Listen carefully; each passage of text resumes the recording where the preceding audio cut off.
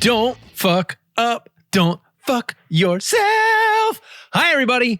Welcome back to the Rude Cooking School podcast. My name is John Helzer III, and with me, back from the dead, back from Scotland, back from Austin is Evan the Mayor. Woo! After Dark. After Dark. What is the After Dark thing?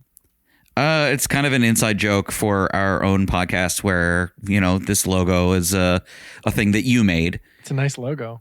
Yeah, it's a very good logo. And then at one point we were like CTV After Dark. Nice. When, you know, we started getting into some ribald content. Oh, gotcha. Okay. So I'm looking at Evan, and then, you know, it's him with a black situation behind him. And then in the corner is the CTV logo with After Dark. Yeah. It's a really fun After Dark. You know, CTV though. Live, CTV After Dark. Yeah, I like the color of it, by the way. It's very like Miami Vice. It's supposed to be, yeah, sort of an homage to like early 90s talk shows, late 80s, whatever. Yeah, it's good. How you been, man? I haven't fucking talked to you in forever. I have been traveling the world, John. Yeah? Yeah. Doing what? Going where? We went to Scotland for a bit. Ugh. We went to San Francisco. We went to Austin. We went Holy LA, but that was pre. That was pre-break. We talked about the LA trip, I think. Yeah. Yeah. But we did. post break, went to Scotland, went to San Fran, and went to Austin. Wow. Yeah. What were you in San Fran for? A wedding. Oh, we talked about that. Did That we? was the LA, right? LA and San Fran, same thing? No. Different wedding. Different trips. Yeah, Jesus totally different. Christ, fuck your friends, dude. I know, right? Make me go to fucking the West Coast 2 times in like 3 months. Oh, God. Good grief. Yeah. They paid for it, right?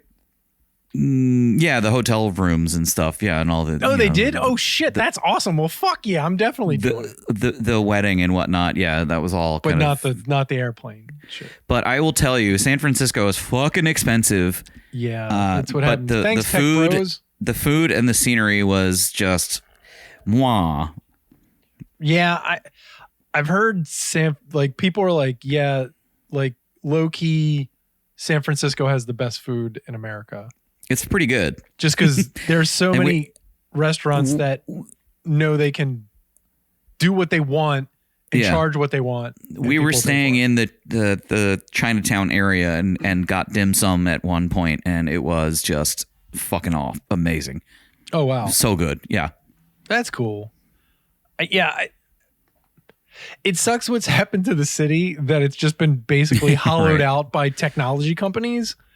But yeah, it is wild. Like, you know, you hear all the things about human poop all over the whatever. I didn't see any of that, but no, of course not, because that's all did notice made up. there was a vacancy of people.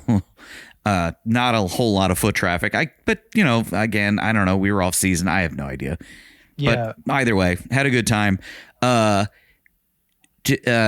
Caught wind that like Anchor Steam, you know, Anchor or whatever the brewery Anchor is, Brewing. yeah, going out of business.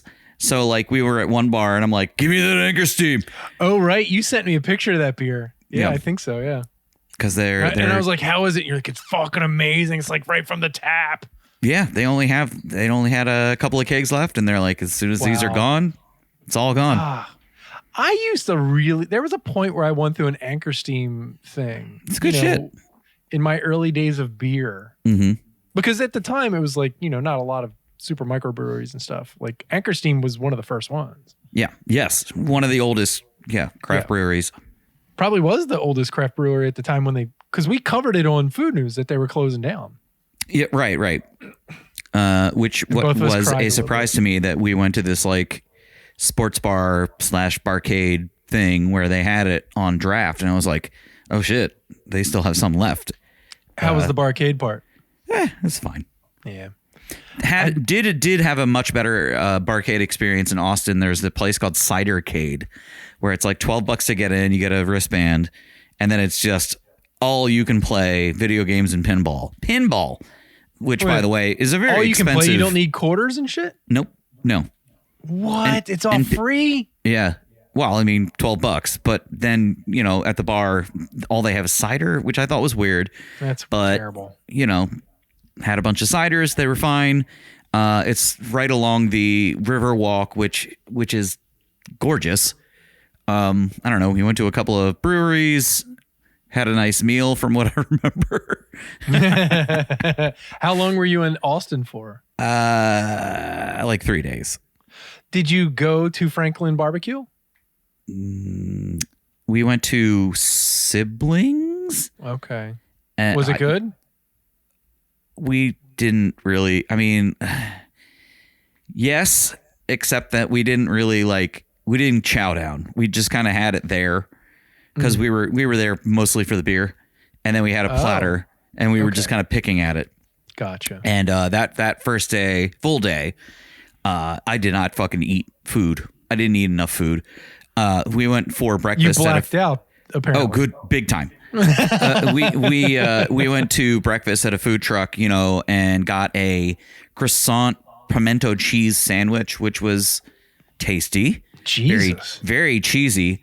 8,000 calories. Oh my God. And I was like, everyone was like, oh my God, I didn't know pimento cheese was a Texas thing. And I'm like, well, it's a Southern it's thing. not. Yeah. Yeah, it's a Southern thing. It's not a Texas thing. No, not at all. But yeah, the barbecue we got was fine, and then we went to a nice fancy hotel restaurant the second night, and by the time we got there, my best friend growing up and I were just like completely plowed, and I'm sitting here eating like a filet mignon with my hand. Oh, gotcha. And I was just like, we need to leave. Like, I'm gonna get kicked out if we don't leave very soon. But awesome. I'm glad you had a good time there. yeah, it was a good time. Okay, and then Scotland. Oof, what do I say about Scotland? So we drove all over the country. Fine, my fiance drove all over the country, and when we Is were she used out, to driving now there? yes. Okay. And you know, the first couple of days that we were on the road, like we were going to places that were out there, and so the food we got was not great. Right. You know, it was like very like buttery, no seasoning, just kind of Yeah. like we had a lot of chip butts and shit. Sure, we had a breakfast sandwich one morning that like it was I can't stand the fact that they use these terms, the terminology where Buddy? they're like, it's a roll, it's a stuffy, it's a this, it's a that, and I'm like, what the fuck? What are you talking? Just a sandwich. It's a sandwich. Yeah. We got a breakfast sandwich, and the bread was really, really awful, and it like you would pick up the sandwich, and it started to fall apart as you're biting 'cause into it's it. old. Well, the bread, yeah, it was terrible. And then even when we got to Oban, which is a small city, the food that we got there, like we went to a fancy seafood restaurant and got a absurd seafood platter. You sent me pictures of that. It was insane. Like we had no business eating this much food, and we couldn't. How many tiers was it? 3? No, so okay. Here's the problem. It comes out and it's like langoustines, oysters, lobsters. God, what am I missing here? Salmon, smoked salmon, scallops. All this shit is on an entire bed of butter, right? So it's sitting in butter? it's all sitting in butter. So and I'm wait a like, minute, is oh it not no. cold? Is it warm? No, it was warm. It was not on a bed of ice. And I'm like, why is this on warm butter? Like, I don't want my langoustines like swimming. Well, I mean, maybe Well, the the langoustines langoustines are cooked, so that's okay. Were the oysters raw? ish. And Oh. they were like creamy. They tasted weird. And we were like, this does not taste normal to jeez. us. You know, and Sure. we asked for cocktail sauce, and their version of cocktail sauce is basically Thousand Island dressing. Yeah, So- you gotta ask for mignonette. Yeah, and they did not know what we were fucking talking about. I was just like, ketchup with horseradish in it. Can we just get that? they were like, we don't have that. You ugly American. Yeah. Mm-hmm. Horseradish. Very American, by the way. It was a very, I was conflicted because it was great. It was like so much fucking food. And for, the fact that we were just in this place, it's a magical little seaside town. Wonderful. But, you just kind of freaked out, had stomach issues during the whole experience. And like, It was just way too much fucking food for two people. They said it was for two people, but no, it was easily. No, it was for four people. That was a lot of fucking food. I finished off an entire brown crab and a bunch of other brown crab products. It was like, what's brown crab? Is that their local? So it's brown crab is a lot like a stone crab, but they take the shell and they take the meat and they mince it up with the mustard, and then they present it to you with the shell in its entirety with all the meat in the shell, and then they give you the claws and all that stuff.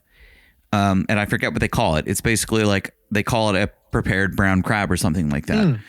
And the langoustines, I was not used to shrimp that have spines on them. Yeah. So I'm like trying to crack these things open and getting stabbed. But yeah, all I wanted was some cocktail sauce. But all we were offered was mayonnaise with some stuff mixed into it. Anyway, once we got to Portsmouth, everything was great. Wonderful food. Sorry, Portsmouth? Yeah, that's England. Edinburgh. The food was very good. We went to a place called the Witchery, which is like fucking Harry Potter shit next to a fucking castle. and you're eating like just delightful, very traditional sort of dry aged beef, just like straightforward meals, but they were excellent. Yeah. Excellent. What town is this? That was in Edinburgh. Oh, in Edinburgh. Okay. So what place was that you went to? The Witchery. Oh, yeah. Okay, I saw that place. It was good. We never made it there.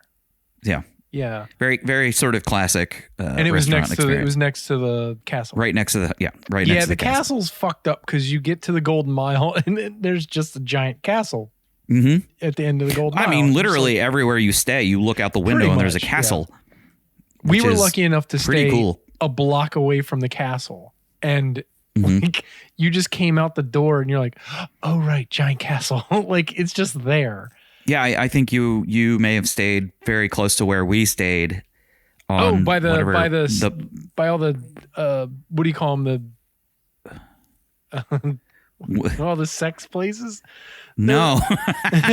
we were where a lot of strip places were. Oh, but we were right in front of the castle. But if you went up a couple blocks, it was just like a row of strip clubs. It was really weird, and they had really weird hours. Yeah, it was odd, but it was cool. Like, yeah. And then, what else did you get? Where'd you go? Which eat? Did you have Scotch eggs? Did you do any of that? Did you do any of the local shit? Haggis?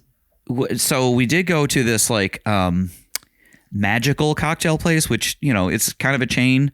There are several locations in the United States, but it's like you can do high tea there, and they give with all the little cakes and stuff. It's called Magical Cocktail. No, I don't remember what it's called. What is it called? What? The magical cocktail place that we went to. The Cauldron. Isn't she supposed to still be in Scotland? No, she's been back for quite some time. Boo. At any rate, this place, if you don't do the high tea, you can get these like little magic, they bring out a cocktail and they light it on fire, or they hit it with lightning and it bursts into flames. That's awesome. Or it shoots sparks, this and that and the other. I think they're the closest location to us is in Philly. And that was very fun. But food wise in Edinburgh, other than the Witchery, I don't know. It was all. Yeah, I'm with you. The only place that I really liked was the Cold House, or that one place that's like right at the foot of the. I sent you the link, and they had like a rooftop deck, and they got like 3 levels, and they serve pizzas and shit.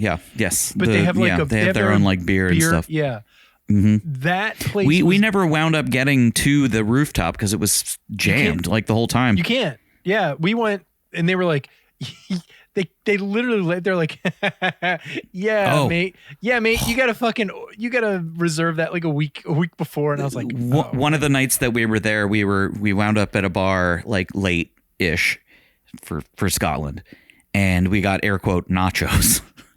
And they were so bad. At the Cold House, we had haggis fries, which were honestly probably one of the, besides the Scotch eggs, because there was like a farmer's market right in front of us one day, and there was like a guy just selling Scotch eggs, and they were amazing. But besides that, I think the haggis fries were probably the best thing I had. Okay. Like they're fucking really good. And then we went to when you're with a big crowd, like trying to get everybody to agree on a place, we finally, like, everybody was hangry. And at that point I was like, I don't give a fuck. Let's just fucking go somewhere. And then everybody picked a shitty seafood place. And I'm like, we're in Edinburgh. Why are we eating fucking seafood? But whatever. And then, we had a very super mediocre fucking seafood dinner. You know what I mean? Like, yeah, we went to a ramen place, which was great. It was fine. I mean, was it fine. the ramen place that I told you about? I don't know. Was it a really small? It held like fucking very tiny. Yeah, it was like off 13? the like Bourbon Street version. Yes. Yeah, it was good. It was fine. Yeah, their fucking food was awesome. If it's the same place I'm talking about, yeah. It might be. Because it was like off the big path, down a little path, and then down a little alley. Yeah. Yes. It was an alleyway establishment. Their food was great. Yeah, I like that place. It's fine. Okay. For being in England, I was like, this fucking food is amazing. Right. Or Scotland. Yeah. Sorry. And then finally we wound up in Glasgow the final evening. And we went to a Szechuan restaurant, and it was the fucking shit. Yeah, I remember you saying, like, holy shit, it's amazing. God, it was wild. I mean, it's like, it's basically... That's fucking wild. What's that? Orient Express in Baltimore or Red Pepper Szechuan restaurant. But the menu is like 3 times larger. Holy shit. The shit they brought out to us was just so good. And like... I'm sitting here trying to eat these Szechuan noodles, and they're just drenched in Szechuan oil. That's and awesome. It's so spicy and so like heavy and this and that. And I'm like, oh God, I can't do this. Thank you so much, Glasgow. Yeah. We had some dry ribs, like dry rub Chinese ribs as an appetizer. They were fantastic. Dry ribs. Dry ribs. Yeah, it's good times. Cool, man. Well, I'm glad you had a good time over there. Yeah, I've had a packed summer. Oh, summer's over now. I know. Time to get back down to podcasting time. I'm not going to cover. I didn't do anything special over the break. I've eaten a bunch of stuff. I will say the one thing I've been doing lately is I've been trying to simplify my dinners. I've been trying to, on the weekends, fine. But like, I'm really trying to get in, get out within like an hour and a half. You know what I'm saying? And I'm not succeeding all the time, but I'm trying to find simple recipes where I don't have to make 14 things to make one thing, which is normally how I cook. We were doing meal boxes for a couple of weeks, and like, it is good to a certain point, but the shit is so repetitive. Yeah. It's like, here's a Szechuan, like a Mushu pork bowl. Here's another pork bowl. Here's a chicken bowl. Right. Here's chicken on a platter bowl. It's just the same thing over and over and over. And you're like, oh God, all right, fine. Yeah. I've been doing a lot of bowls just because they're easier, or, not a lot of bowls. I won't say that, but like bowls are like a thing. But like, I did a easy thing that Leanna had actually made for us like a month ago, and we were like, oh shit, let's make that again, which is very rare. It was from the New York Times. It was a Melissa Clark recipe. If you look it up, it's called skillet meatballs with peaches, basil, and lime. Wow. And it's fucking awesome. It's just pork meatballs, peaches, basil, and lime, and then like a little sauce, and then you just put on rice. I made a coconut rice, and it's fucking really, really, really, really, really good. Like, super highly recommend. And then like I've been trying to make easy pizzas, which I was like, okay, how do I make an easy pizza? Like, instead of like, planning ahead and letting the dough ferment for like a day No, or you two. call Papa John's. Right. Which I did the other night. And I got pizza from a place and it was perfectly serviceable. You got the Papa John's? No, I got it from a place called It's okay. You can order it now. Safa Pizza? It was good. Papa J is out. He's gone. I don't order any of that shit. He said the N-word on a conference call. But I made a pizza that you would fucking love, by the way. Oh. So I made a pizza that was, so what I did, because I was like, how do I make a dough within like 2 hours? Like, I start to make the dough, and then I prep all my shit. And then when the pizzas are ready to go, because pizzas only take 10 minutes at the most, 5 minutes at the most, depending on how hot your pizza oven is. They take about 6 to 7 minutes in my oven because I crank it and I got a pizza iron, like the baking steel thing. So I went to Safeway and I got a pre-made dough and then made a dough and then mixed the two. Does that make sense? Yeah. So basically I was using the pre-made dough, which had been sitting around for a couple days and, developing flavor as like what they call like a biga or a poolish, it's like a starter, and then made the actual dough and then mixed it all together. And then that flavored the dough. And then I split it and then took the one half and put that away. And then the other half I made 2 pizzas with. And so I made 2 pizzas, both with the same theme, which was, red pepper. So it was, one pizza was red sauce, mozzarella, roasted red pepper, and pepperoni. And then the other one was pistachio butter, mozzarella, mortadella, and red pepper. Wow. And it was fucking, both of them were banging. And I was like, oh shit, I think I just fell into something. Like, because the dough was really good. It was pliable, like it rose really nicely. Like it got crisp. And I was like, oh, this tastes better than like if I was just to make a dough and let it sit for 2 hours, you know what I mean? Like it had a Kickstarter in it, which is always why you put a starter in it. But that was really good. We went to the pumpkin patch. Before that, Crosby had a dance on Friday. And when he has a dance, all the parents come over to our house and hang out because they know that, our house is close to the school and I'll feed everybody. And then, we're all drinking and normally I make pizzas because all the kids love pizzas. And I was like, is there anything I can make that's a little easier? You come home on a Friday night and then try to make a fucking like 4 giant sheet pan grandma pies. Like it's kind of hectic, right? And I was like, how about we make crab cakes with a K? Crab. Okay, yeah. So I went and bought 9 pounds of crab meat. We already had. Wait, with a K? Yeah, with a K. Mm-hmm. We had so 3. If you go to BJ's, 3 pounds of crab with a K meat is $10. Wow, so it's amazing. Like seriously, that's cheaper than just ground pork. Yes, and it's fucking great for a lot of things. Like you can use it in a lot of stuff. But I already had 2 pounds at the house that I didn't know about, so I was like, all right, well, bring that out. So I had 11 pounds of crab meat.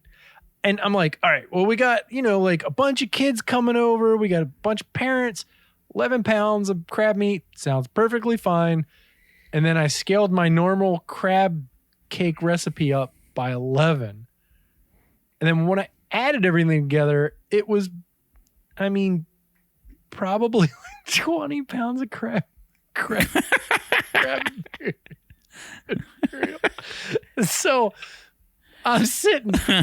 I fucking make it the night before because I'm like, there's no way I'll be able to make it on Friday. And I start making this thing, and God love the fact that I have this gigantic bowl that I could put you in and send you down right. down a hill, like a snowy hill on a fucking. Is this the on walk a that Jenny January fits day. in? It's almost as big as the walk. There was a second where I was like, well, I always got the walk. but it filled this giant bowl. And the next day I was like, Leanna, the only thing I need you to do is can you portion out some crab cakes? And she's like 47 crab cakes. She said, well, how big should they be? And I was like, well, there's a lot of crab meat. Let's just do 1/2 pound crab cakes. Like those are big, right? Like they're like softball size.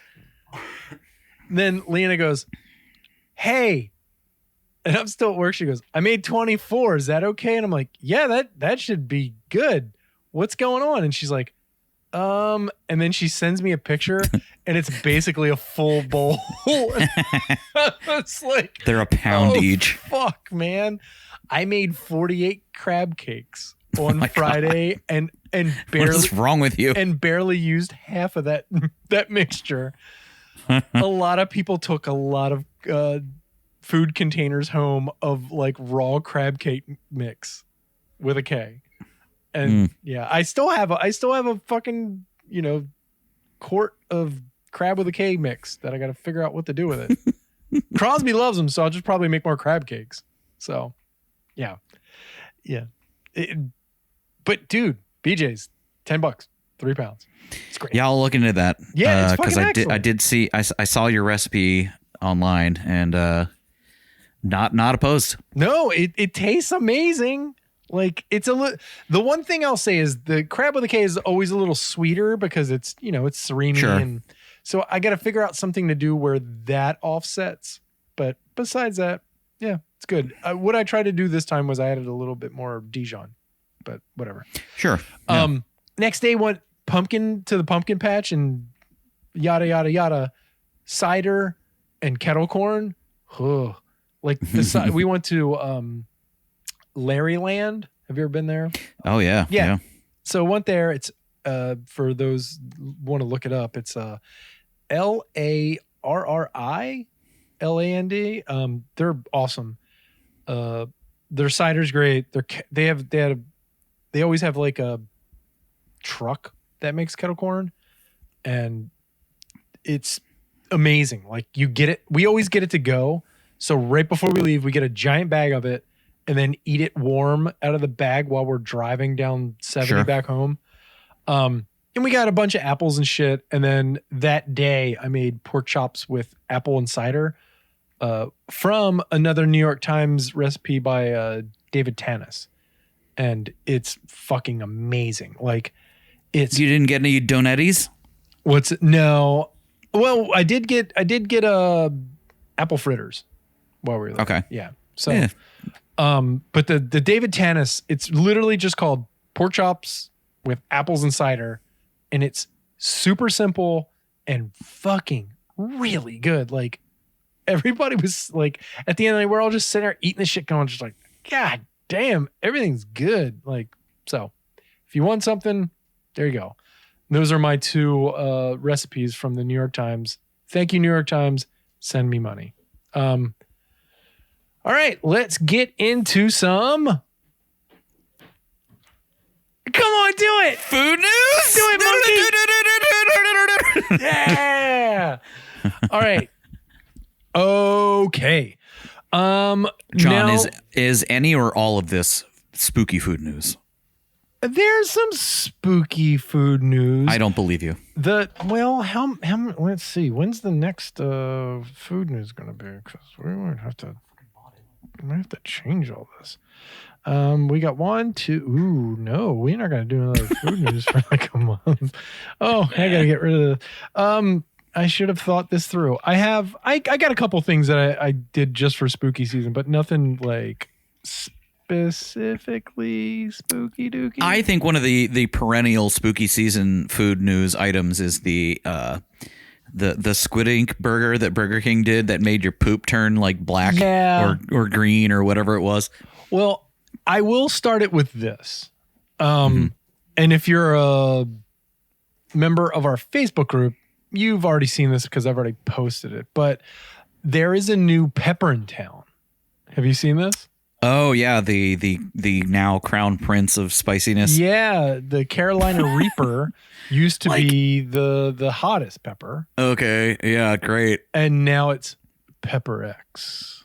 Have you ever seen it's on Netflix and it's like the pepper eating contest that they have in I think South Carolina, wherever the Carolina Reaper comes from. And everyone that is on that panel trying to outdo one another, I think half of them are former, recovering addicts, and they're like, "Yeah, I was a fucking heroin addict, and now I'm really into eating peppers." Oh, geez, they're just chasing And it's the just like, dragon yeah, okay, a they're different just way. kind of trading one thing for another. But holy shit, watching these people eat these peppers, like, I think the final round was like you got to eat 6 Reapers or some bullshit, and watching their veins like stick out on their head. Like you're going from heroin that makes you never shit to peppers that probably make you fucking just fountain out like you're a goddamn. It's gonna make your O-ring blast Oh out. God, so terrible. So according to the Guinness Book of World Records, Pepper X, which like the Carolina Reaper, was developed by a guy named Ed Curie, and his Pucker Butt Pepper Company. God, why can't they just stay away from assholes? Yeah. What is up with these places? So, okay, this is the crazy part. Pepper X has an average rating of 2,693,000 Scoville heating units, or SHUs. Well, you know how they actually at when they first started doing Scovilles, how they measured it, right? Yeah, they'd spray one spray of milk in your mouth. No, it was like the guy would take a pepper and then I guess dilute it in water until he would take like a sip or whatever. No, we covered this on the podcast. Oh, really? He had a spray bottle, and one Scoville unit was literally like one in your mouth until it calmed down. Well, at the time, but you can't do a million sprays of milk. But at the time, the hottest thing was like a jalapeno, which got you to like 1,000 something. You know what I mean? Like, I think it was literally done with basic chemistry where it was like, all right, I'm going to dilute this until when I take a sip of this drink, it doesn't burn me. And that's one. Listen to our pepper episode where we talk about Scoville units. And when was that? Find When was that? Well-researched version of this. Oh Christ, this was like 3 years ago. This is year 7, Evan. I don't remember. Before my time. I've done 300 and something of these. Well, This is I've done actually episode 400 303. plus episodes of my podcast. Plus extras and my and our episodes. So you're like up in the That's right. 600s probably, homie. Oh God, at least. Old Man River. Woof. So 2,693,000, which the average for a Reaper is 1.64. Okay. So it's almost 1 million Scoville heat units above. But again, how did they determine this? Like they had to have put it through like a mass spec or some bullshit like that. At this point, they probably have a machine that can figure it out, right? Like, by comparison, a jalapeno has a rating of 3,000 to 8,000. 2,500? Yeah. While habanero has around 100,000. Mhm.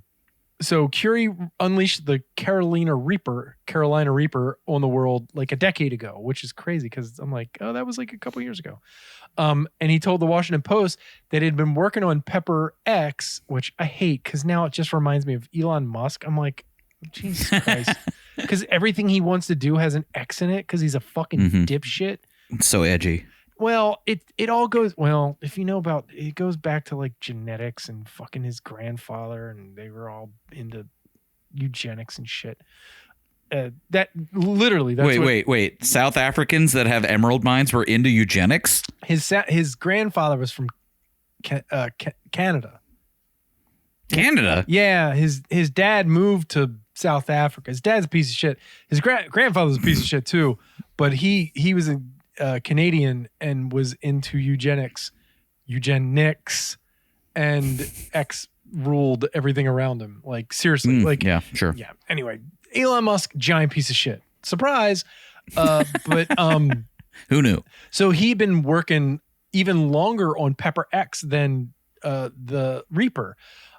So he said he wanted It's all just crossbreeding, right? Right. No, I mean, like he's not, getting into the genetics of these things. He's just like cross pollinating these peppers until they get extra hot. right. So he said he wanted this pepper, which was a crossbreed between a Carolina Reaper and one that he only described as quote Scorpion unquote pepper. brutally hot.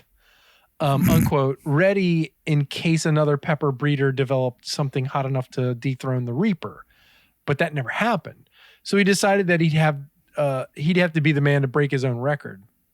Pepper X was revealed, and Curie was presented with the Guinness record during a recent episode of the YouTube series Hot Ones. You a fan of that Okay. show? I've seen Yeah, a handful I like of them. We like to throw my down a couple episodes of them. They're good. My favorite one is the the one where DJ Khaled completely bitched out. Who? DJ Khaled. Oh yeah, that guy's the worst. He couldn't make it past like round 2, Yeah. and he's just like, you know what? I think this is fake news. I think this is y'all set me up because I'm not failing.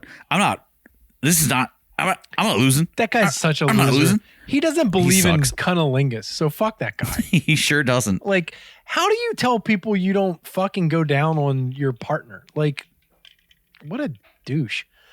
Anyway. I mean, as a matter of course, like he is against it. Yeah, no, he was like, nah, that's like bitch shit. Like, I'm a man. Like, Yeah, I think What? for some reason he thinks it's like gay. yeah, I don't- exactly. No, that's the way he kind of was like, yeah. He's a fucking. like he was like he's a- skirting around it. It's like, wait, what are you talking about? he doesn't. homie? He doesn't. Yeah, he has no actual talent. I hate No, him. he's the worst. And Can't eat a fucking chicken wing to save his life. it's a shame that one of those chicken bones didn't get caught in his neck. I really don't like that dude. He's He's awful. So during the program, Curie said that a lot of people deserve credit for the pepper's development. Quote, people said it couldn't be done. They called us liars, and we proved them that Pepper X is actually the hottest pepper in the world, officially from Guinness.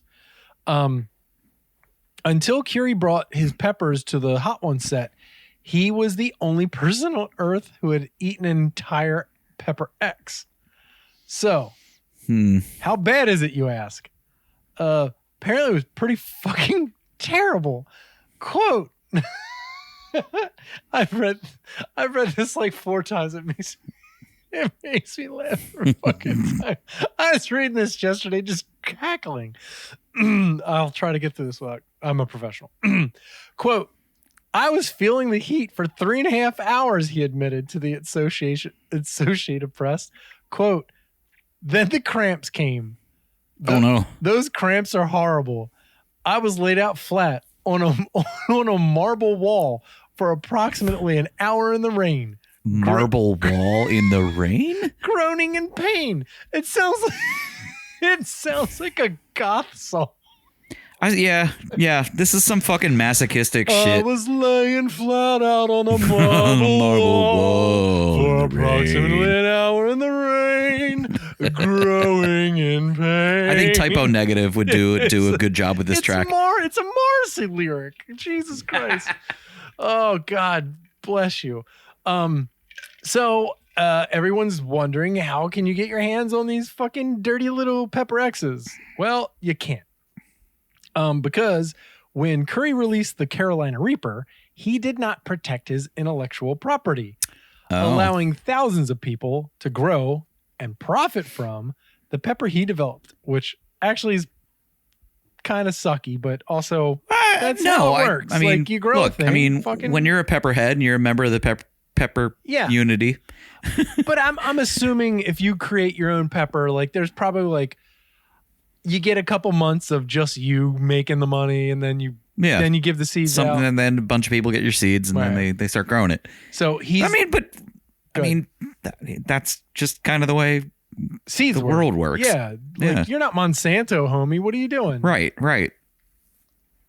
I mean, but so what all he has left to do is So the he branding. didn't be make like, all the I'm the money. first one who did the thing. Yeah, he didn't make any money on the Carolina Reaper, which everyone, I guess he didn't have the setup to make money on No, the but he Carolina. did because, as I was saying earlier, that's where they have the world pepper eating contest. Yeah, but he's not making money on that. Like, Sure he is. I mean, not like a ton. why but, would he make money on that? He didn't, people pay money to go to it? but is he the one that runs it? Probably. I don't think so. I think he's just a farmer. Okay. Yeah, like that's the. I'm problem. sure he does like little events at his farm, Maybe, saying yeah. like, "Hey, this is where the Reaper was invented, and I'm having little home. tastings, or I don't know, who knows." So currently, he's not releasing any Pepper X seeds, but he does have. Which is smart. He should definitely like keep it under his hat and figure out how to like make some money off of this. Well, especially if he spent that much time like doing all that cross breeding. Yeah. And a Do like sauces only. Well, I think that's what he did. A scrolling warning on the Pucker Butt Pepper Company website further emphasizes that Pepper X seeds and plants are a patented variety, and it's not available for purchase or use by the general public. So he got a patent on it. It sounds like it, yeah. But they do have a hot sauce. You can go to their website and get their Pepper X infused. That's what it's called. Pepper X infused hot sauce, wing sauce, or salsa. And he said, everybody else made their money off the Reaper. It's time for us to reap the benefits of the hard work I do. I agree. It sounds like he got bitten in the ass, didn't do his shit. And like, it's weird copywriting a fucking food. No, well, yes, thing that but if you come up with a unique absolutely item, yeah, I agree. Through a lot of work and crossbreeding and this and that and the other, you have every right to patent that. He should have made his money, and he was too dumb to not do it the first time. And he's very lucky to get a second bite at the apple. When I was a youngin', my best friend, he had this like big old back patio in Baltimore on the west side, right off of Holland Street. And he grew these Trinidad chocolate Congo peppers. And at the time, I think they were considered to be one of the hottest it sounds familiar, on earth. And he was like obsessed with grinding them up and putting them in these little bottles and like getting the oil extract or whatever. And we went to a party one time. We're in high school. And I think like I accidentally touched one of these things and like touched my eye. Oh, God. Yeah. And like immediately had to run into the bathroom and just like put my eye under the faucet for like 25 minutes. Oh my God, it was awful. I'm sure I've told this story before, but in college, we were at a friend's house who was him and a buddy of mine. They both lived together. They lived together all through college. They were best friends. And they were literally like just the most depraved, drunken fucking idiots. And this house in particular was in an old building that at some point someone had punched a hole in the wall. And then another person was like, oh shit, that hole really is like goes back. And they put their arm in the wall and they're like, I can't feel anything. And then they threw something into the hole and didn't hear it hit. And then that's where they just put all of their beer cans. Oh yeah, sure. For 2 years. I've heard this story, not from you, from other people. And like by the time that they graduated, it had gotten to about 5 or 6 feet down. And the smell was awful because it's just old beer coming out of this hole. And God. All they did was just patch it back over. Yeah. Did you ever live in a rental with like degenerate males where like mushrooms are growing out of the floor? Yeah. My house that I lived in for 4 years at college was really gross at one point. Like, cause everybody's smoking, like overflowing trash. Yeah. Remember when people smoked? Oh yeah. Like my parents would come in our house and just be like, what the fuck is wrong with all of It's you? disgusting. Didn't you learn anything from your parents that smoked? Like, you got to get rid of the fucking ashtrays. Like, dump the ashtrays. Your house stinks. And we're all like, what? Like, fucking stupid. But yeah, so they're having a party one night and they decide to make chicken wings. Okay. So they had chicken wings in the freezer. They put them frozen on the rack or on the sheet pan and put it in their oven. And they're having like a party. There's like, 30 people in their apartment. Their apartment wasn't that big, but they had 30, it was like a legit party, right? They had a keg and shit. And they had like a weird little, in their kitchen, there was a window that went out to a sloped roof area. And I don't remember what was at the end of the roof because I never go that far. But I don't think it was good. But because they were high up. They were like 4 or 5 stories up in this building. It was a big old building on Main Street in Frostburg. And then the whole house is starting to smell really good. And they got probably like 20 chicken wings for like 30 people. And one of them goes, "Oh, we need to make these hot wings. I got this awesome hot sauce."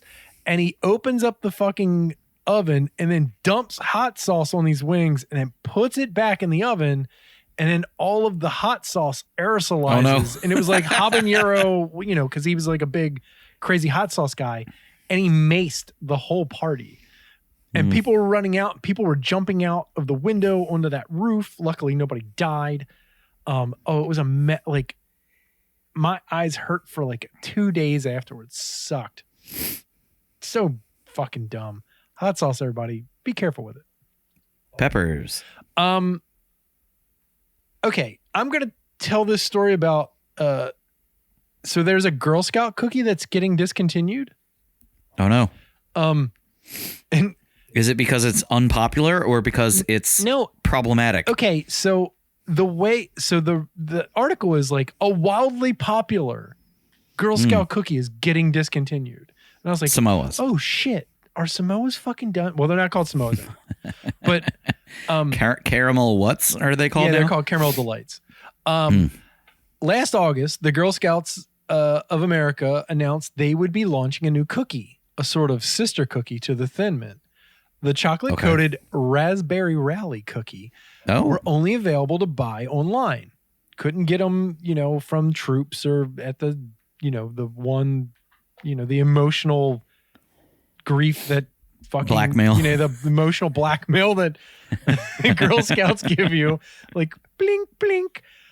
Oh, did I tell you about that? No, there was a kid who was outside of Safeway and he was selling caramel corn.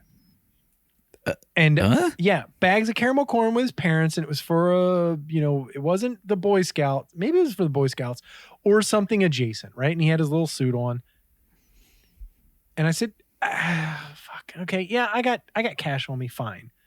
How much? $25 for a bag of caramel corn." And I was like, "Buddy, this better be the best fucking bag of caramel corn." There was a kid who lives down 2 doors down from me that came along with those little chocolate bars. Mm-hmm. The world's best chocolate or whatever. Chocolate, and I was like, "Yeah, how much?" And he's like, $1. And I was like, "Give me 10." Yeah, that's great. I was like, "Yeah, I was at at a bar right before an Orioles game a couple weeks ago. Goddamn Orioles. And the kid walked in and he's like, "I got and the guy was bartender was like, "How many you got in there?" And his mom was like, "I don't know, 50." And he's like, "Take the whole box. Give me all." Yep, he's like, "I'll just give these out to people. It's fucking great." But yeah. So $25 for a bag of fucking caramel corn. Honestly, probably one of the best fucking bags of caramel corn I've ever had in my life. All right, okay. Because I missed the Joe Corby. I want some of that in my life. I love Joe Corby. They're garbage, but Fucking love they're it. good. If you know how to cook food, you can make a Joe Corby awesome. Sure. Anyway, back to the Raspberry Rally. Yes. Saying that the Raspberry Rally was an immediate hit still sounds like an understatement. Trying to get a box of these berry-infused cookies was a little bit like trying to buy Taylor Swift tickets. You had to be fast and extremely online to even have a chance. And the rest of us had to pay super inflated prices to resellers. There were so many eBay auctions for the cookies, some of them hitting 3 digits for a single box, that the scouts released a statement to express their disappointment, scolding sellers. Quote, "Making a profit off the name of this without supporting our mission is the largest girl-led enterprise." So, despite the cookies' popularity, the Girl Scouts of America have announced that the Raspberry Rally will not be sold during the upcoming Girl Scout cookie season. Not online, not on person, not at all. How do you feel about that? So it's just collective punishment for people who were scalping I don't know. these cookies on eBay? Yeah, it's super weird. Quote, "Last year, Raspberry Rally cookies were introduced as a part of a pilot online sales strategy," quote, unquote, a Girl Scout spokesman told Today. Quote, "While Raspberry Rally was extremely popular last year, we are taking a pause this season to prioritize supplying our classic varieties," unquote. So that means whoever made it don't have the supply chain for it. They can't get it done. And they're just, or maybe they're just trying to milk it. That doesn't make any sense though. Like, it was so popular. Why, like, at the point that it was crazy popular and people are buying one box of fucking cookies for $100 or more, that's when you put the order in for your fucking cookies for next year. No, that's when you flood the market next year. Like, be like, all right, here's 1 million boxes. Here's what everybody so missed out on. Yeah. $100. Ugh, fucking so stupid. Very stupid. So in March, the Los Angeles Times talked to some scouts and their parents who were frustrated with the cookies online only availability, since some young troop members didn't have cell phones or tablets that allowed them to make digital orders. Oh, that stinks. On top of that, it could be less exciting to tell potential customers to click on a link instead of handing them a box of cookies. And then they talk about people who had kids who were disappointed because they never even had a chance to taste the cookies. Oh, those poor terrible. kids. Yeah. What's your favorite Girl Scout cookie? Oh, without a doubt, it's the caramel delights. Sure. Not even same. Not even close. Far and away. I will say though, last year they did but maybe it was a year or two ago, they introduced a s'mores cookie and it's fucking really good. Like, it's really, really good. Also, we buy a bunch of Thin Mints and put them in the freezer. Yeah. That's the move. So I was in the Boy Scouts, and I think the only thing we did was like Joe Corby. We sold those, and then we sold, the boxes of the shitty America's Best chocolate. And then there was also like, we would have this giant box of junk that we'd go around and sell to people. So it was like, here's a pencil organizer. Then here's like a microwave plate that will crisp up your food. Like, it was just a fucking bunch of junk that like you would. It will crisp up your food. I think it was like Finger Hut maybe. And you'd have to just sell Finger Hut to raise money. But it sucked because they gave you a giant box. And you'd have to lug this fucking thing around your neighborhood. And I was always worried I was going to get ganked for it. Like somebody was going to steal my giant box of bullshit. Right. Because you were living in Pigtown. Well, I wasn't living in Pigtown. But wait, where did you grow up? I grew up next to Pigtown, motherfucker. We've had this conversation. Yeah, okay. But I forget sometimes. I grew up in fucking like Lumberyard, Calhoun Street. Yeah. Okay. That's my neighborhood. CSP, motherfucker. Calhoun Street Posse, bitch. No idea what that means. Yes. Calhoun Street Posse. That's what it is. CSP. Yeah, my best friend growing up lived on Hollins, right next to the market and the Catholic We fought your friend, church. probably. No, he's a little younger than you. But maybe. I don't know. And I probably beat him up. That's not true. I did beat one of my first shows was at that not the Lithuanian Hall. What is it over there? It is the Lithuanian Hall. Lithuanian Hall, yeah. Yeah. It was the Jim Rose sideshow at the Lithuanian Hall when I was like 14. That church at the end of the street there was the church that I went to, and we would go to the Lithuanian Hall all the time. And then across the street was the Lithuanian garden or whatever the hell it was called. Yep, still there. When I was still growing up, a lot of Night illicit of 100 activity. Elvis is coming up. From Oh what I yeah, saw. yeah. God damn! I gotta go back to that Lithuanian Hall. Love it. Oh yeah, all the And the, Vitata you and can the fucking Polish Home drink. Club. All that Vitata, Vitigus, whatever you want to call it. Oh yeah. Mm-hmm. That shit. Krupnik. Krupnik. Well, now it's like commercially Krupnik is available. Krupnik is the version that's Ukrainian Or Lithuanian, who knows? Lithuanian. It's all the same. Yeah. They all claim Lithuanian. It's called Vitata or Vitigus. For I have heard that so I have heard that because the Ukrainian hall's over here on O'Donnell Street, on your side of town. and they call it Krupnik? Oh, okay. Yeah. And that's a bad night. And so it's Vititus over Viditas, Vitata, or Vitigus. Mm-hmm. Yeah. Right. Europeans all think they invented it's a honey the same liquor thing. that just fucking destroys you. That everybody likes taking shots of. God. Yeah. The single best place to get it still is Mum's on Hanover Street. You get a number one, which is a shot of that stuff, and a Natty Boh. Yeah. Oh, okay. Mm-hmm. Yeah. But yeah, poor Girl Scouts. Sorry about that. It's really weird. Okay, so here's a fucked up thing. Okay. People are already putting out advent calendars, and they've been doing it since August, apparently. Okay. But this is like, I feel like I have to do an advent calendar episode. So I think like maybe the first week of December, I'm gonna do an all like the weirdest advent calendars, because we always all advent calendars. Yeah, exactly. Yeah, but like this is one of the weirder ones. So Stouffer's has released its first ever advent calendar. Pot pie advent calendar. And it's filled with frozen food. And it's I don't giant. hate it. And yeah. So how do you feel about like a fucking frozen food advent calendar? I don't care. Fine. Great. Yeah, you good I mean, with that? does it have nuggies in it? Mac and cheese? What's in it? Okay, I'm just gonna show you this. Okay. Give me 1 second here. Anybody else? You just look on. Yeah, look how pretty big that is. It's pretty big. So how does that fit in your thing?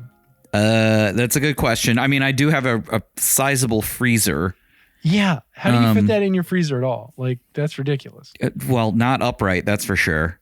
No, not at all. It also looked like it only had 7 windows. What's in the windows, John? Oh shit! It does only have 7 windows. That's maybe there's a back.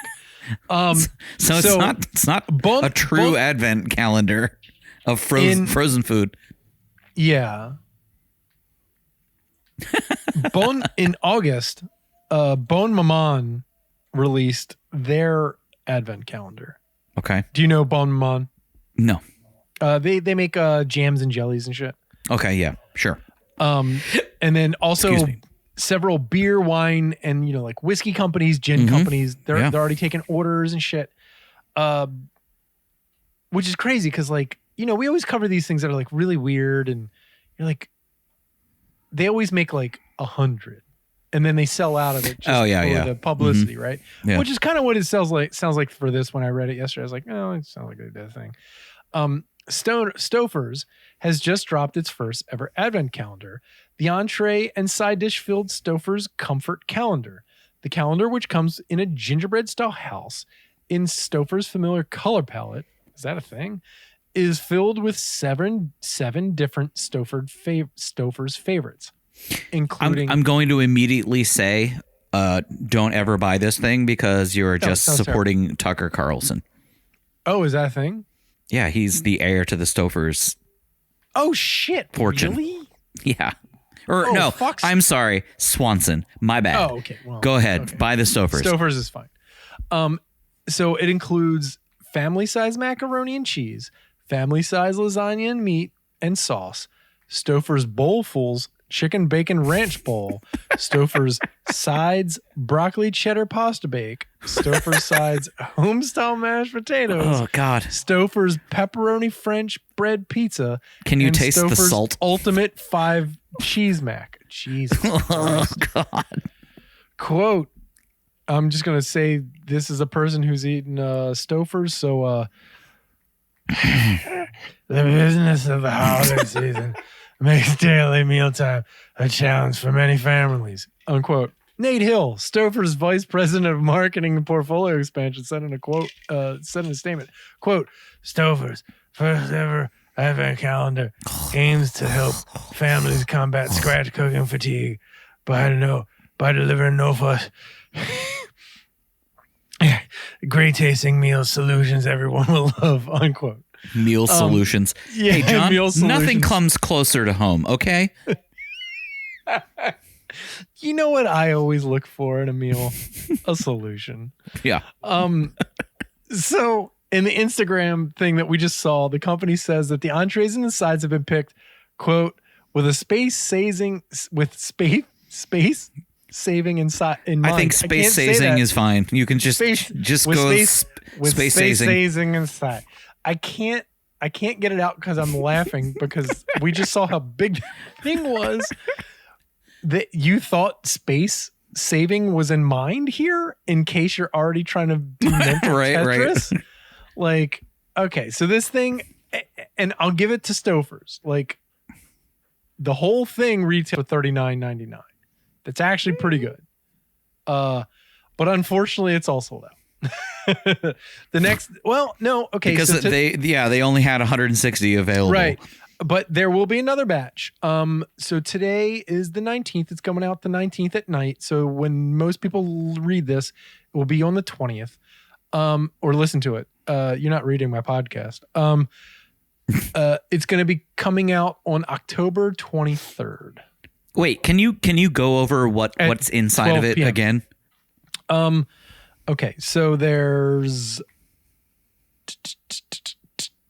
the family size macaroni and cheese. The family size lasagna and meat sauce. Okay. The Stouffer's Bowlfuls chicken bacon ranch. The broccoli cheddar side pasta bake. The sides mashed potatoes. The Stouffer's French bread pepperoni pizza, and then the ultimate 5 mac and cheese. Yeah, only 5 7. mac and cheese. So 2 mac and cheeses. 2 mac and cheeses, yeah, in case you don't hate yourself enough. All right, so we got, let's see, what do we got here? We got 1, 2. I got a bunch of stories. Let's see. I'm going to give you your choice here. Okay. Vomit free, charging for vomit at brunch. New food words in the dictionary, or rotten gummy worms that are trying to save the world. I'm going to go with the dictionary because I always love the evolution of language. Okay. How very good of you. Okay. So in September, people at Merriam-Webster added a whopping 690 words and phrases to the dictionary. What do you think the average is per year? Like, how many words do we add to our language? Like, and how many of them are? When you're talking about slang, like a lot. Officially recognized, it's got to be. Unofficially recognized, it's got to be over 1,000 per year. Because we're pretty set in our ways in terms of words. Well, if the dictionary's adding 690 words, I would quintuple that. Yeah, I'm not sure that Merriam-Webster is yet recognizing glizzy or cap some of these other. No, I think you're going to be surprised at some of these. Like, I'm actually surprised. Like, so let me see. NGL was added. Not gonna lie, right? Quote, signs of a healthy language includes words being created, words being borrowed from one another, languages and new meanings being given to existing words. Based on our most recent research, we're pleased to inform you that English is very, very healthy. So Thanks. the sources Good for to the know. words come from all over. Like a previous nonsensical word coined on The Simpsons called cromulent. Cromulent, yeah. An informal Smarch, I think, also needs to be added. cromulent means acceptable or satisfactory. Mhm. One of the terms is thirst trap, which we Okay. all know what that means. It means like if Sure, you're yeah. posting a hot picture of yourself for people to like thirst over and give you likes.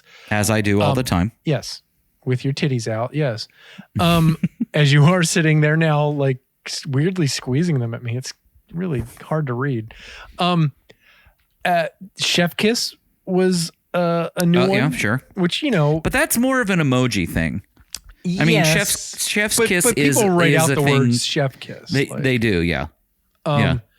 But there's a whole section of Merriam-Webster that is dedicated to food-related words, many of which have been trending on social media for some time.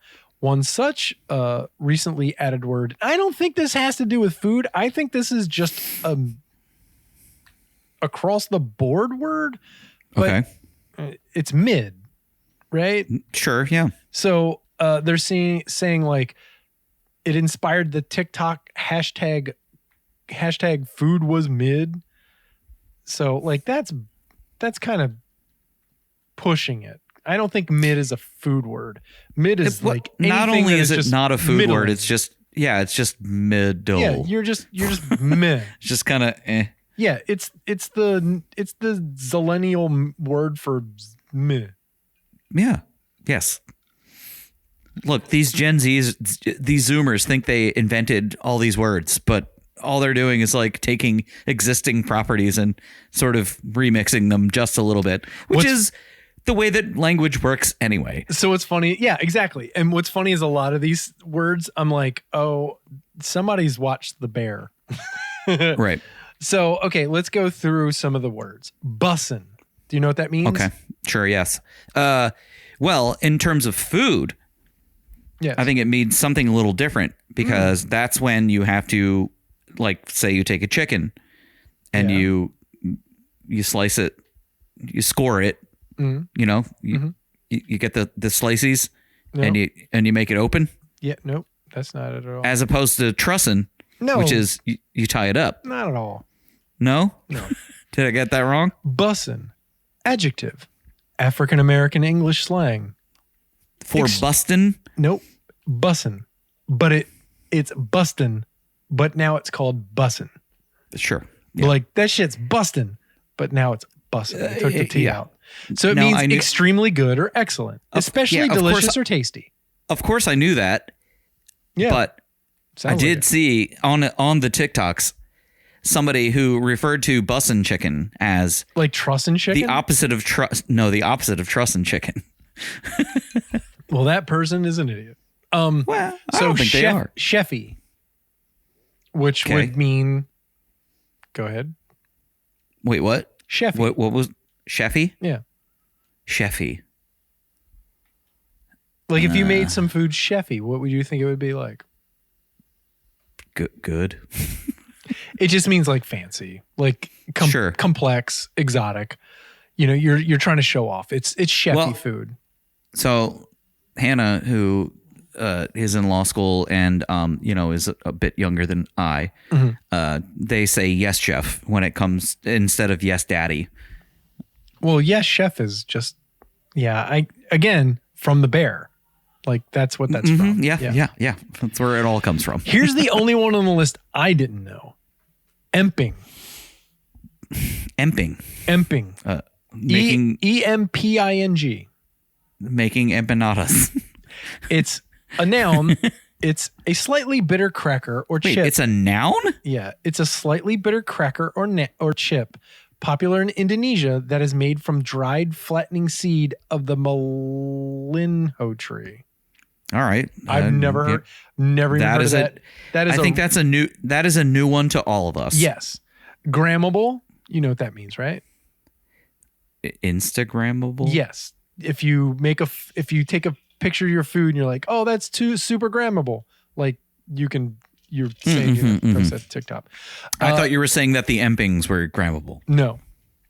Jollof rice. Do you know what jollof rice is? Nope. Okay. Jollof rice is a West African dish of rice cooked in a sauce of tomatoes and onions, seasoned usually with garlic, thyme, hot pepper, and other spices, accompanied by fish, meat, or other vegetables. Sounds good. Yeah, jollof rice is amazing. It tastes really great. We talked about mid. It's meh. Smash burger. Do you know what a smash burger is? I think so. Yeah, it's I'm pretty. Have you ever seen the this might be a fun thing for you to get into. The You don't know the me. hot takes the hot takes of oh God, what's his fucking name? The Hotel Hell guy, the Kitchen Nightmare, Ramsey. Yeah, when he great. does, he did a video of him making a quote smash burger, Oh, and jeez. it's just literally like a 6-ounce patty that he Oh, my God. he barely even pushes it down. Oh, Jesus Christ. What an idiot. And then there's another one where I don't know why, but he was in Tasmania, and he's trying to make this rustic grilled cheese, but he busts out this hard cheese and he puts it on this bread and he Dude. puts it in the middle of a fireplace and the whole thing starts to burn. And he pulls it out and he's like, oh, it's so crispy. Oh, it's so he delightful. tries to play it off and shit. And the cheese is just not melted at all. It's so great. This is yeah, really good. Yeah. Next word is stage. Do you know what? Oh, I'm sorry. I mean stage. Stage. Do you know what stage is? To I mean, stage. It's a I noun. could if I This is another word that I'm sure is from the bear. if I worked it out. Okay, it looks like- wasted all of our time It on looks this like podcast. stage. It looks like stage, but it's called stage. It's a Mhm. thing. It's an unpaid internship. So Oh, okay. if you're a young cook and you want to learn, you can once you graduate or even before you graduate culinary school or not go to culinary school and just stage. So what happens is kids in America or kids in Europe switch. So you go to Europe and then you stage all through Europe, staying a month in Sure. this place, a month in this place. So, it's you hold an unpaid internship. And if you're lucky, the restaurant will put you up, and that's all, you live at the place that they put you up at, and then you work for free and you get paid, you get food. Yeah, back in the well, I mean, I don't know, 4 years ago when I was doing that other food podcast, we had the dessert guy from the Gramercy in New York, Mhm. and he staged, Right. and he came directly from Europe. I forget where. I want to say Russia.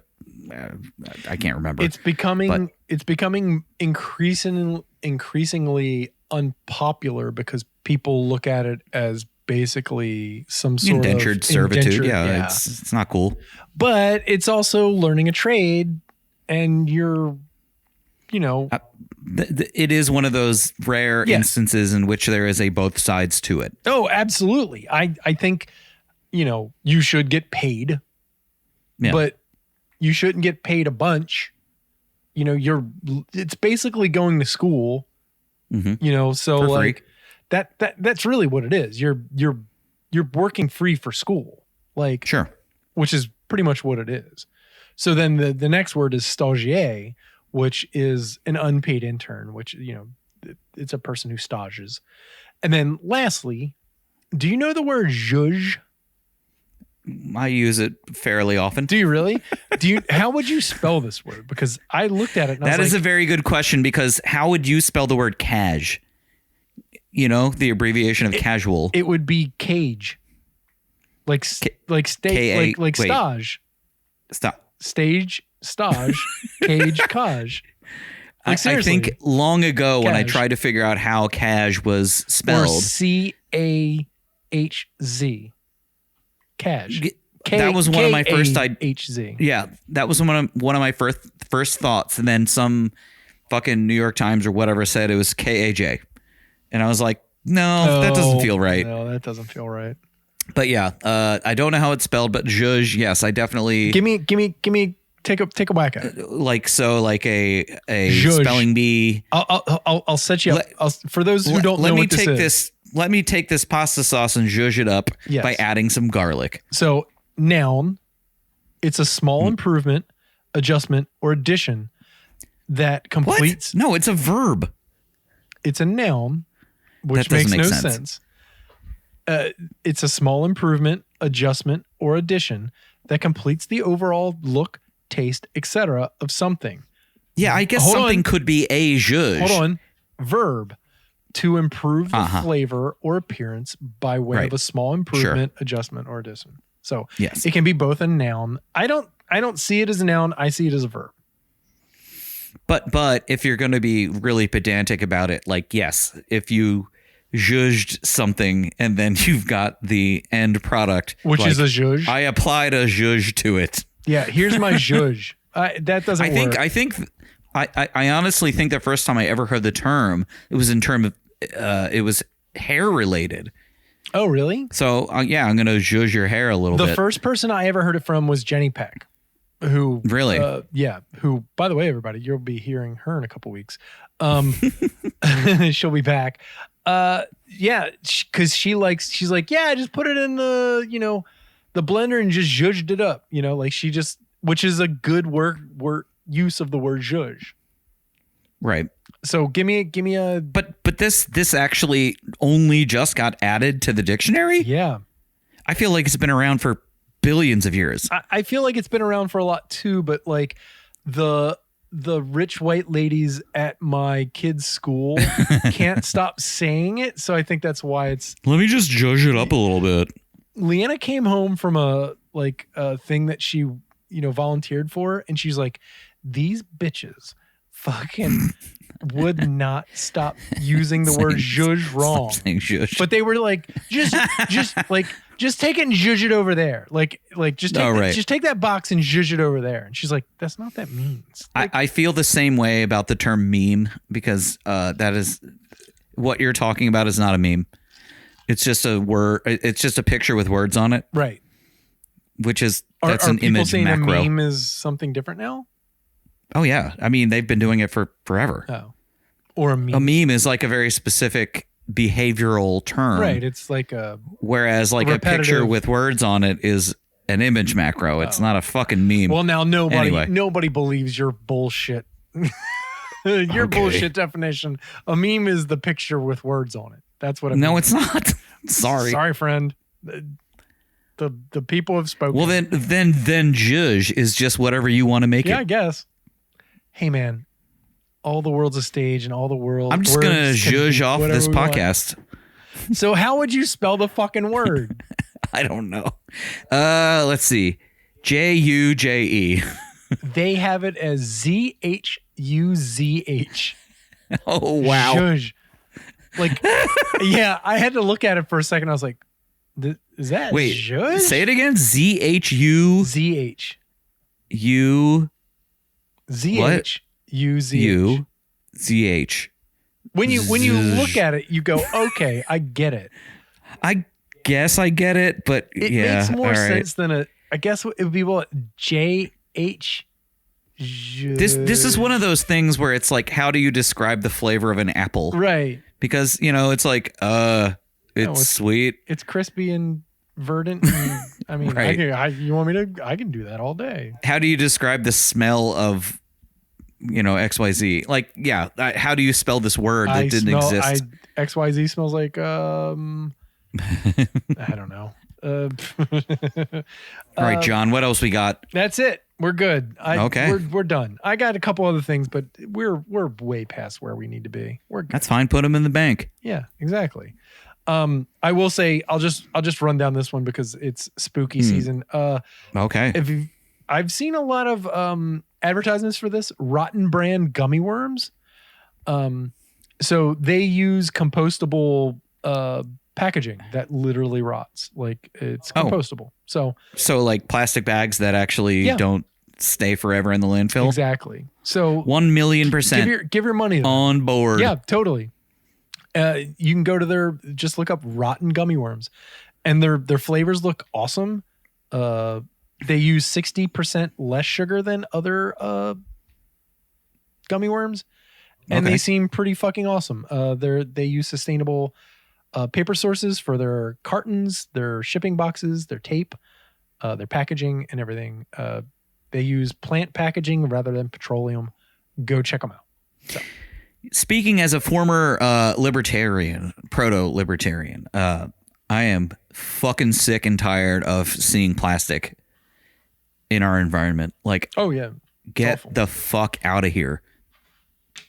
I don't know if that has to do with libertarianism. But Oh, because I used to, think like, "Marr, the market will fix it." Marr. Oh yeah. No, It's marketing's not gonna fixing shit happen. except for It's not gonna making more fucking happen. plastic because it's cheap. Okay, that's it for the first food news back from the dead. Thank you very much, Evan. Good times. Where can they find you? Where can they listen to your wonderful podcast? And what are you doing next? Go to ctb.show. Recently, we had a guest on named Tyler who spoke to us about Mighty Morphin Power Rangers. We've recently sort of been trying to steer the battleship toward more nerdy content, and That's cool. we're doing it fairly successfully. And honestly, like, I kind of want to like do more video game content, but it is very difficult to find people to talk to about that. So I'm looking in that direction. Anyway, either way, go to ctb.show and find our program. If you want to hear about Brian Levy getting a root canal, Casey the God. Kasem having a baby, another one, third baby, Jesus Christ, he's and me bleeding. going to Austin and getting basically alcohol poisoning. Awesome. And join the Facebook group for the Rude Cooking School podcast. It's really fun. We have a lot of good times. We are very sincere. We are very stupid. We are very nice. And everyone is helpful if you actually have real cooking questions. All the above are true. It's a very nice place to be. Add yourself, and we will let you in. And that's it. Oh, by the way, please tell your friends and family or people that you don't know about the podcast. We don't pay for advertising, and word of mouth is really how we get around and how people add themselves to the Facebook group. And then, or, on Instagram or Blue Sky in a couple days. Just tell people about the show. If you like it, I'd appreciate it. And then that's it for the Rude Cooking School podcast. We'll be back next week with a food history episode, like a traditional episode. And for the Rude Cooking School podcast, my name is John Hauser III. I'm Evan the Mayor, and don't eat Bunting Orleans. Oh God, what is that? Oh, it's Is that the birds? Yeah. Oh God, deep fried birds, deep fried sparrows. Don't eat them. Garbage everything. Don't yuck my yum. Love you guys. Peace. See you next week. Bye.